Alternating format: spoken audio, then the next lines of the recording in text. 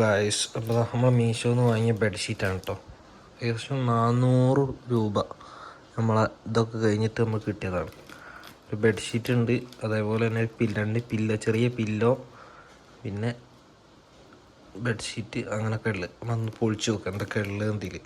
ഏകദേശം 400 രൂപ ആ റേഞ്ചാണ് വരുന്നത്, ഇതിൻ്റെ റേറ്റ് വരുന്നത്.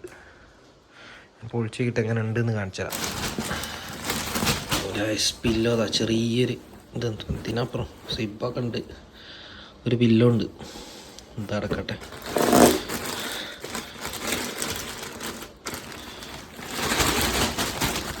വേട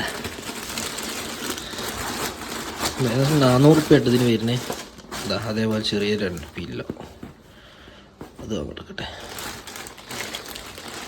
സംഭവം ഇതൊക്കെ അടിപൊളിയാണ് കേട്ടോ. അത് ഇതിൻ്റെ മെറ്റീരിയലൊക്കെ കുഴപ്പമൊന്നുമില്ല, കോട്ടനാണ്. എന്താ ഇത് നമ്മളെ തലയണ കവറ്, ഇത് വലിയ കവർ കേട്ടോ. ആ തലയണക്കുള്ളതല്ല, വേറൊരു കവറ്. അങ്ങനെ 2 തലയണ കവറുണ്ട്. ഇതാണ് നമ്മളെ ബെഡ്ഷീറ്റ്. ഓക്കെ, എങ്ങനെയുണ്ട്? അടിപൊളിയല്ലേ? ബെഡ്ഷീറ്റ് എങ്ങനെയുണ്ട്? നല്ല കാണാൻ അടിപൊളി കേട്ടോ. അപ്പോൾ ഈ സംഭവങ്ങളൊക്കെ ഇതിൻ്റെ ഒപ്പം കിട്ടിയ